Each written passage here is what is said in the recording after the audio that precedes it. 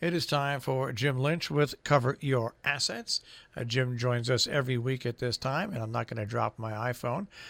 Jim, of course, is an independent voice on Wall Street, the economy, and politics. He brings over 40 years of experience to those subjects and more. Ladies and gentlemen, on a day after a New York Giants football win, here he is, Jim Lynch. Good morning, Jim. Good morning. Good morning. Good morning. It is a good morning. The Giants won. Amen. Amen. Two in the bank. we got a lot to cover here today. Yes, we do. I would hope that you would all join me in sending your good wishes, and if you pray your prayers to the people of California, who, unlike the Giants, have had a terrible, terrible week.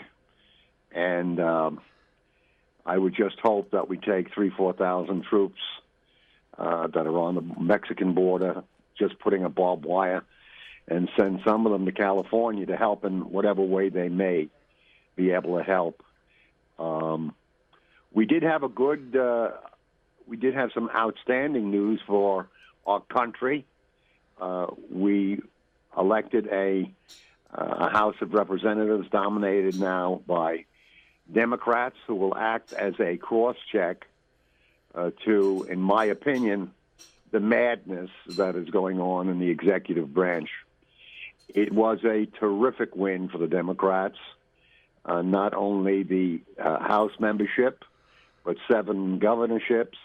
And as Marshall and Jill have pointed out countless times, as we've talking about voting, the Democrats have taken a large amount of seats in state legislatures.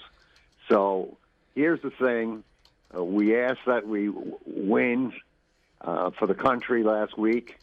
We ask now that those who are in office, newly elected, full of vim and vigor, take up the cause. And the cause is the United States citizens. The cause is health care, environmental, gun control, keeping us out of wars. We'll get into dealing with the crimes that have been committed before and after the presidential election. But let's deal first with our people, with us, and let's put the best foot forward on that. Yeah. Also, I would hope that the Democrats, they have wind at their back. The Senate is up for election in 2020 from the Republican side. Many of them are on the Judiciary Committee, which should be very, very subject to being questioned for some of the decisions they've made. Also, I do believe the House Democrats will put hopefully enough weight on the Republicans that they begin taking responsibility for the offices they were elected to and get off their duff and do things that help people, be it health care or whatever.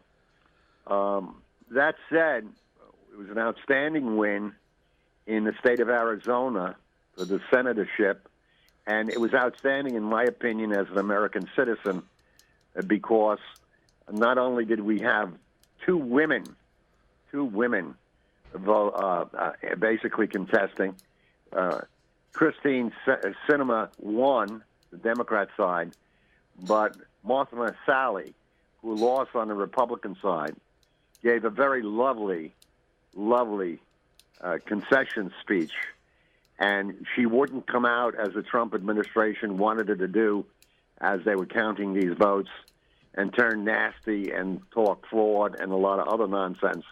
Rather, she was a gentlewoman, and both of these women will bring Arizona, I think, closer together as a group of citizens, as Sinema has said, working for the people, putting aside the rancor and the selfishness and the taking of bribes and being bought by the people of Citizens United. You know, Jim, in that Arizona win, here's the interesting thing about that Arizona win. They counted the votes? It's not that. Is that nobody's complained about the voting except for the president. Just like in Florida, none of the legal entities, all controlled by Republicans, complained.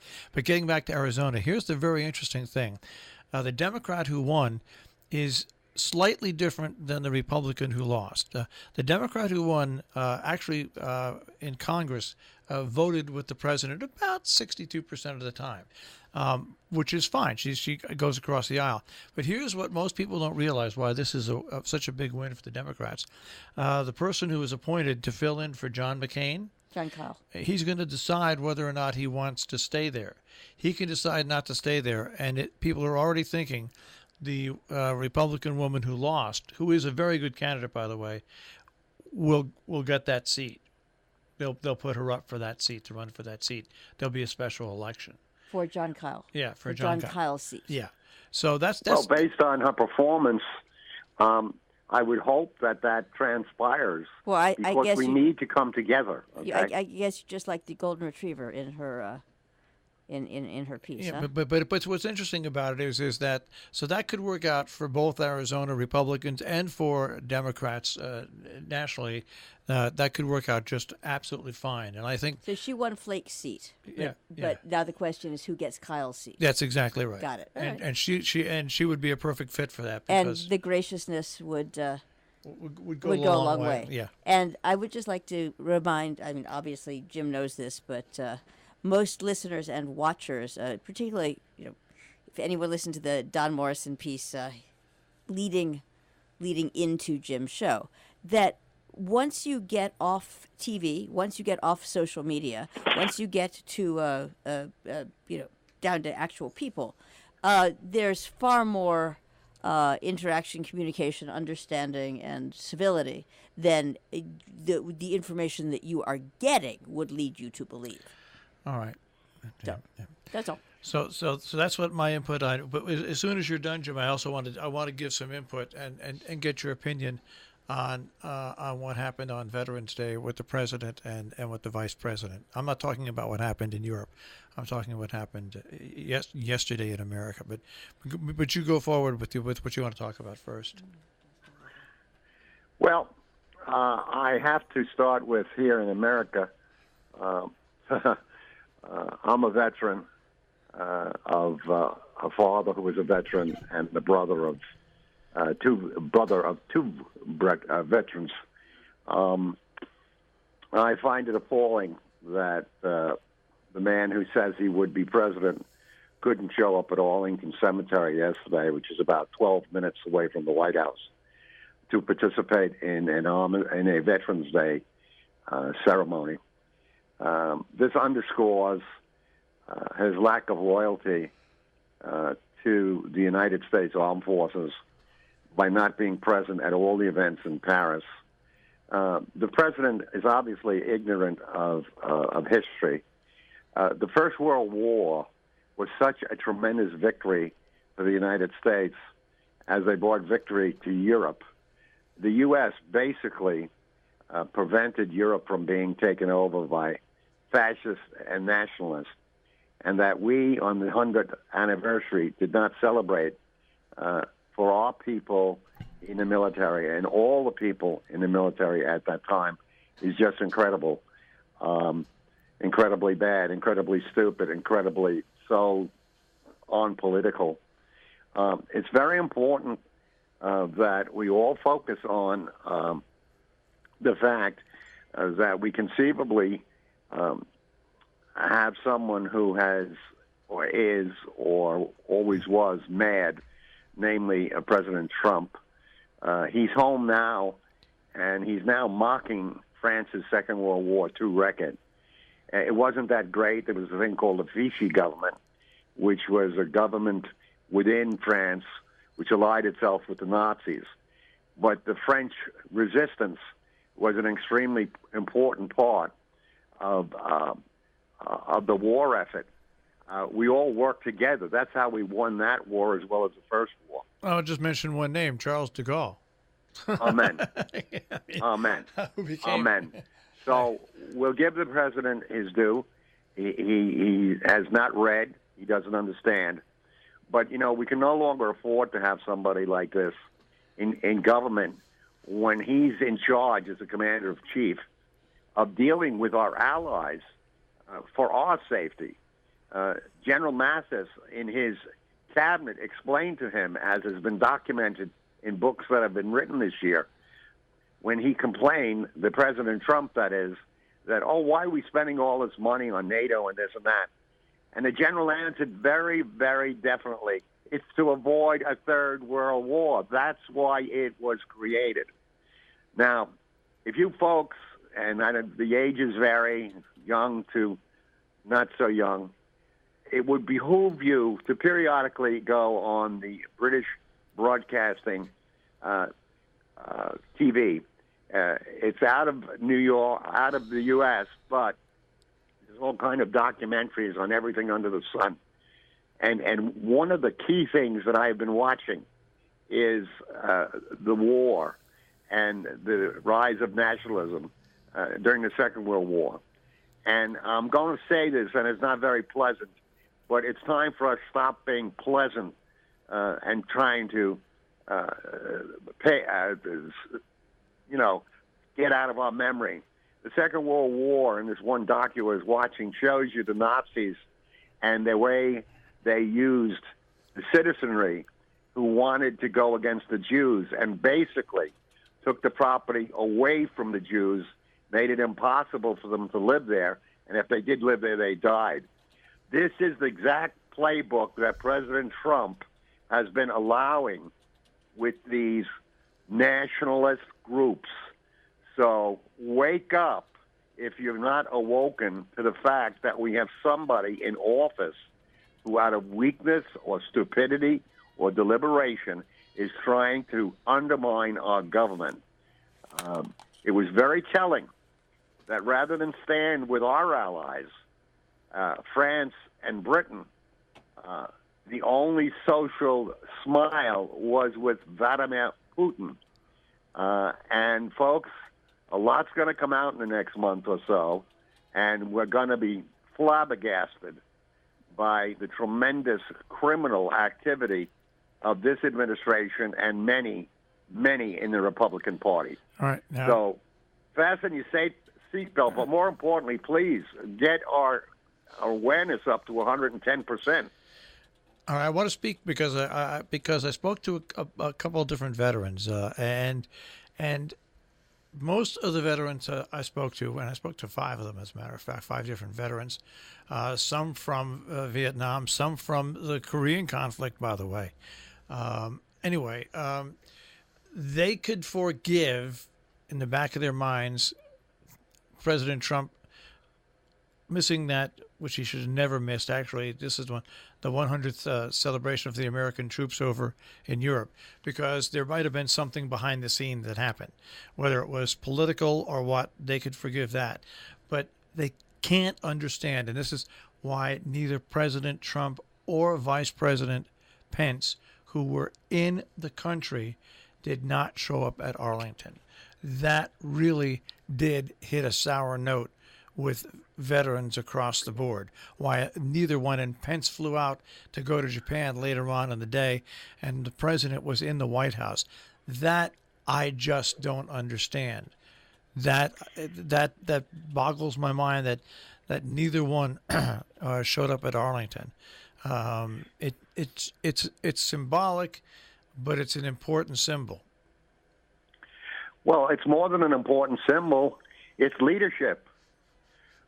President Trump has been out using the military as pawns when he wants to run for office. How many times have we seen him at a military base in front of aircraft? But when it comes time to go abroad, he has never visited the troops in other countries where we are fighting or guarding. He's never done that. So if you were to say he was be a coward, I guess maybe you could say that, outright lazy because he does have time to do golf, or he just doesn't care. He is, shall we say, so self-centered, that he can't get beyond his next tweet or his next television program. Now We have a problem here, folks. this is So big, I hope you realize that when Mullah and others come forward with what's going on, you don't accept that somebody's playing politics or it's fake news. It doesn't take a rocket scientist to look at what has been going on, that Washington hotel, to make money. Anyhow, we have to put this in. I have to put this in perspective, Jim, and I've got to bring this up. I do have to bring this up. Under President Obama, in his first term, the Democrats really did a lot of disservice to Barack Obama, and they didn't get everything pushed through when they had the majorities that they had and stuff. I hope that the Democratic leadership in the House, whoever it is, can organize the Democrats not to just go on the attack with everything that's going to come out from whatever probes, but also to legislatively get some things done. That's, to me, is more important right now, to show that the Republican legislature, with a commanding hold of the House and Senate, really did not accomplish a lot in the last 2 years. The Democrats in this 2 years, if they're smart, they can get a couple of things rammed through with some of the Republicans and get show themselves elected. But it'd be very interesting, because politics being what it is, what you're going to hear. And this is like, it's not so much what you hear. You better actually find out what's going on and pay attention to, not top line politics, but what's really taking place. Because if you don't get something done, if you don't accomplish something in 2 years, I mean, you got to start running again in a year.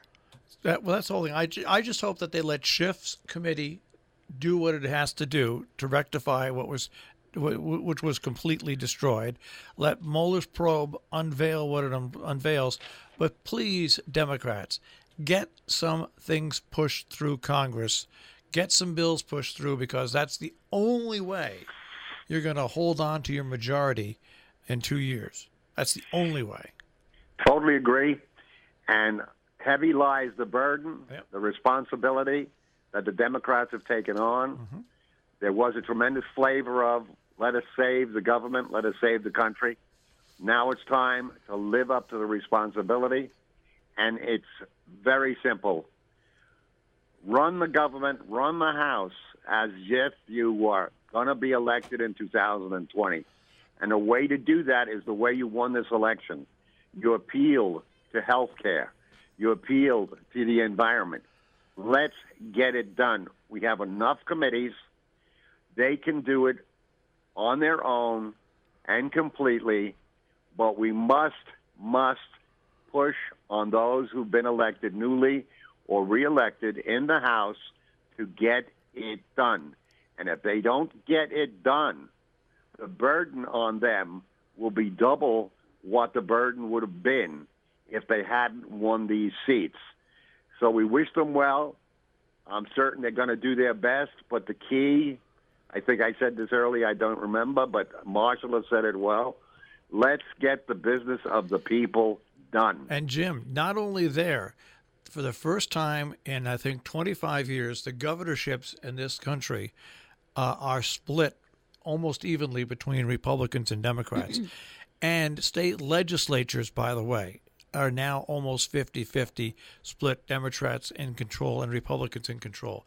And that's important. Why? Because redistricting is coming up for the next year and a half. And Democrats have a chance to redraw the lines in 50% of the states where there's been gerrymandering. And what's important about that is the 40 seats that the Democrats are going to gain on 7.5 million vote plurality over the Republicans this year nationally. Compare that when the Republicans, back when Newt Gingrich came into power, had only a $5.2 million vote margin. $5.2 million? 5.2 million votes. They had 60. They had 60 of their people elected. because of the way the districts were drawn. Right. And And this is a chance for the Democrats to even that out once again. But Jim, they got to work at it because they've got to show that they're going to work from the ground up. Amen. Amen. Which is why back to McSally and Sinema in Arizona, they symbolize the future, which we must capitalize on. People working together. Yep. And congratulations to all of the brave women who've come forward and won. The Latinos, the black people, those of different gender. American It Indians. is a great tribute to them and a great tribute to the American democracy. American Indians and Muslim women are now Amen. Thank you. seated. Yeah. All right. All right, let's go. Giants, come on. Let's get going. That's right. Marshall finally got them going. Let's get them going. That's right. Jim, we'll speak to you next week. Have a great week. Take care. Bye. Jim Lynch and Cover Your Assets here on Robin Hood Radio. And once again, we remind you, all the opinions expressed on Cover Your Assets are those of the people that give them. They do not represent Tri-State Public Communications, Robin Hood Radio, CATV6, or any of the underwriters or volunteers.